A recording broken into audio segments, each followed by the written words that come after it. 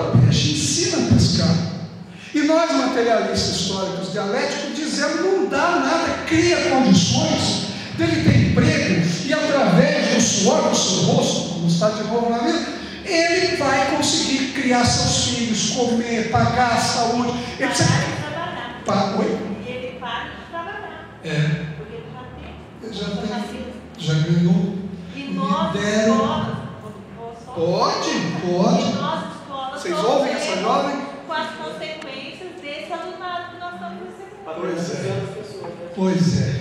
Aí eu quero ler um texto da minha tese que eu escrevi especialmente no celular para Cássia.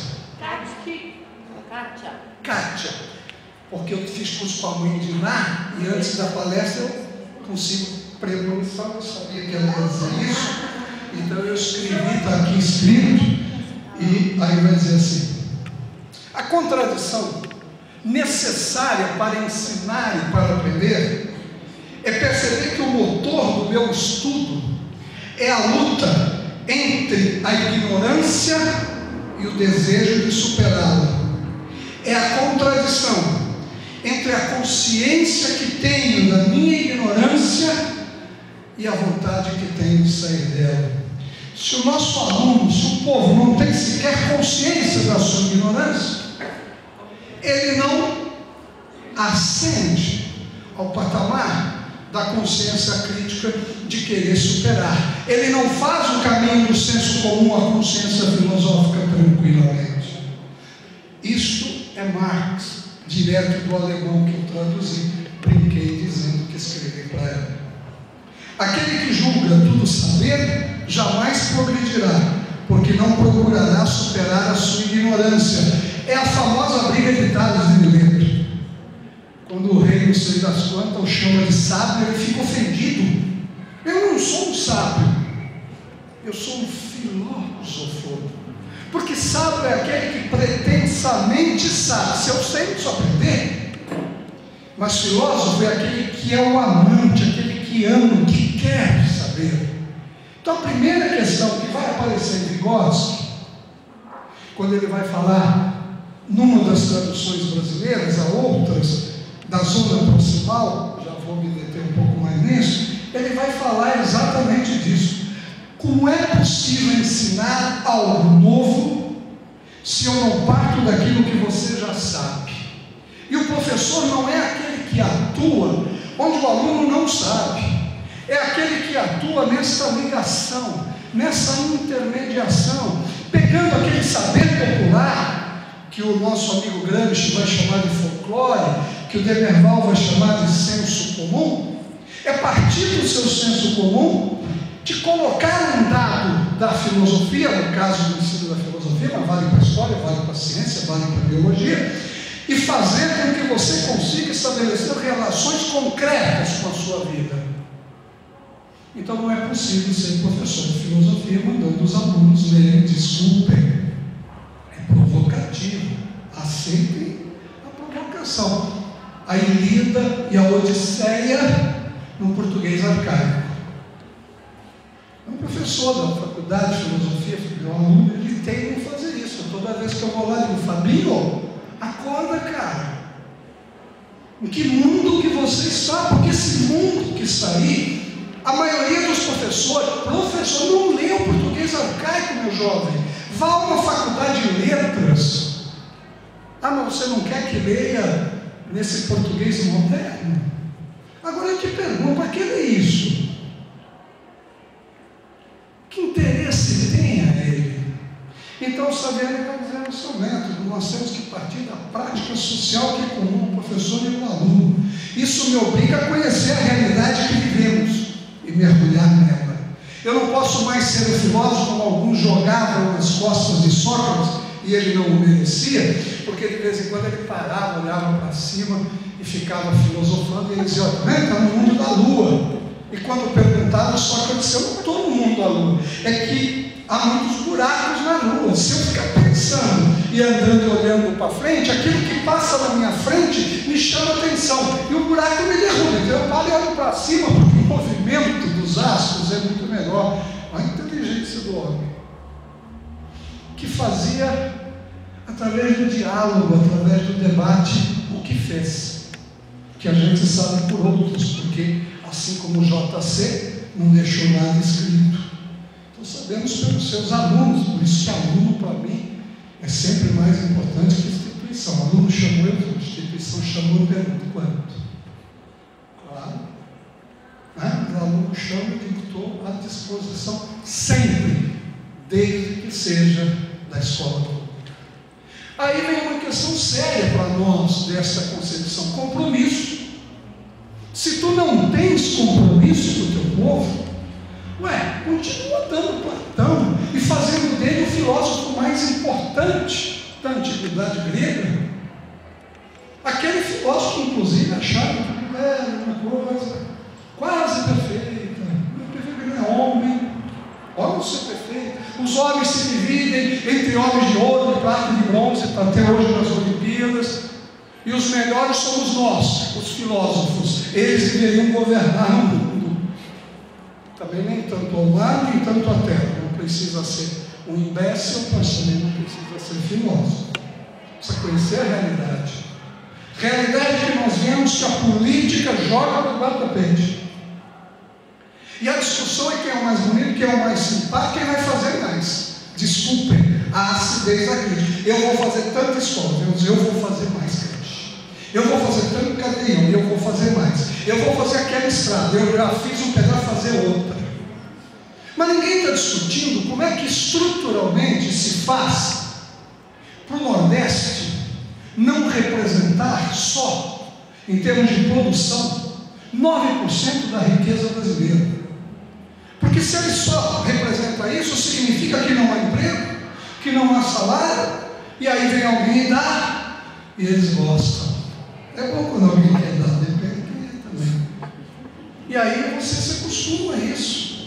Você não faz uma coisa que é fundamental para estudar: esforço. Quem pensa que estudar não requer esforço, lê do engano. E o aluno está afim de se esforçar? Está afim de suar a tanga e a camiseta? Tá não. Nesse mundo que está aí, chamando, com as facilidades que apresenta, ele quer o que é mais fácil. Até para formar professor, criou-se no Brasil, durante um tempo, a pedagogia de licenciatura curta. Já pensou tu ir ao médico com a tua filha, e aí tem um diploma lá: doutor Antônio K, medicina curta. Tu pega teu filho e vai embora, mas aqui não vai atender meu filho. Mas nós, educadores, aceitamos pedagogia curta, 1 ano e meio já éramos professores formados. Como formados? O que lemos? O que conhecemos? De prática e de teoria. O que vale é a prática. Mas ela precisa de uma teoria como se fosse um farol a guiar o caminho por onde eu vou. Então é óbvio que há sempre um primeiro momento em que eu preciso apresentar a filosofia. Porque se tu não conheces, eu preciso apresentar um outro. Olha, filosofia. Porque ele não tem matemática, ele já tem desde a primeira série, geografia, história. Filosofia aparece lá e geralmente um professor está cara estranho, aí fica olhando: o que é isso aí, filosofia? Então há que ter um primeiro modo de apresentação dessa disciplina. O que ela é, e fundamentalmente, que ela tem uma história de 2.600 anos. São 26 séculos, não começou agora. E os homens vêm ao longo de 26 séculos, 2.600 anos, acumulando uma série de conhecimentos. Mas aí para e vai para a realidade. Segundo passo da teoria: descobre quais são os processos que estão ocorrendo e os problemas que esses processos suscitam. O que precisa de resposta? Que o Saviano vai chamar de problematização. Percebam que o método que ele faz tem 5 passos, mas é o método dialético: prática, reflexão, ação, reflexão, ação.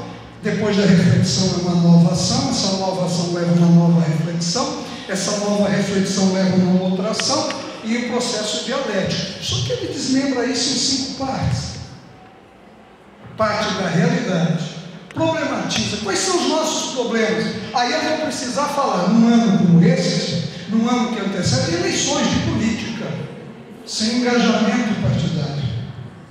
Mas precisa falar de política, do que representa, de quais são os partidos que estão colados com a realidade. Senão nós vamos ficar acreditando em messiânicos, aqueles que vêm para salvar o mundo. Quase, eu agradeço porque Deus segundo tudo, mas se também não fosse isso, o que vinha? A própria presidente do partido que lançou a ideia acabou de se demitir da presidente do partido, Luiz Helena, um grande sociólogo, para mim o mais brilhante, vivo, também disse: peraí, isso está parecendo aquela história que se conta na Alemanha, que o nazista chegou à mulher e disse: tu tens um filho ou uma filha, escolhe um dos dois e eu mato. Se não escolher um dos dois, eu mato os dois.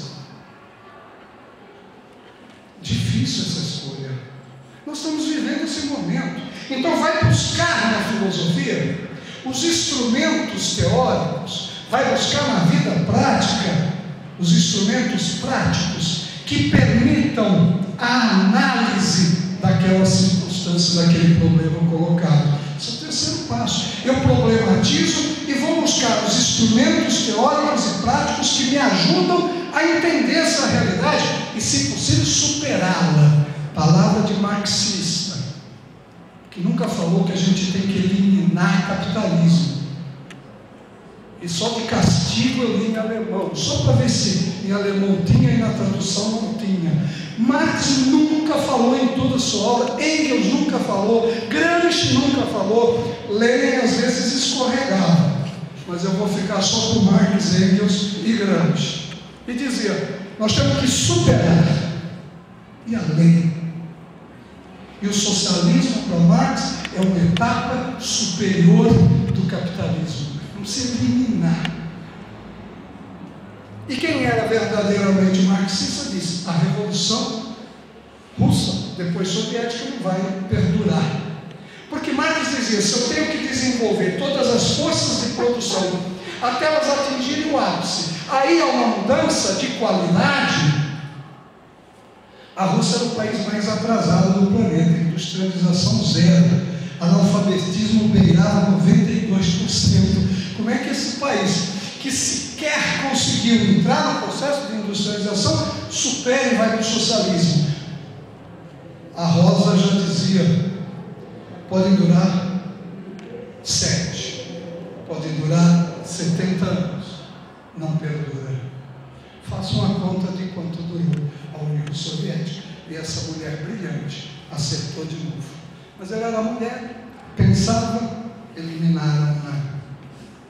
Se a semente não fosse mais do que semente, permaneceria semente, mas ela traz em si mesma o poder de mudar, pois será planta. Sua inclusão implica no desaparecimento da semente. O amor da gente é como um grão, um escadrão. Tem que crescer para germinar, para nascer, tem que morrer para nascer. Porque se eu pego um grão e planto, ele vira trigo, mas para virar trigo ele morre grão, ele deixa de ser grão, mas ele faz brotar o trigo. Se eu pego o trigo e faço pão, eu não tenho mais um trigo, mas eu tenho um pão que é de trigo. Então a semente está dentro do trigo que está dentro do pão. E isso é o movimento da vida, nosso enquanto pessoas e da natureza. Entender isso é entender que esse mundo não pode ser visto de uma forma estanque. Tem que ser visto dentro desse processo dialético. Voltando ao que nos faz homens, como fazer gente? Convive? Perceber que você, que eu, que nós somos capazes de alterar a natureza e a nós mesmos.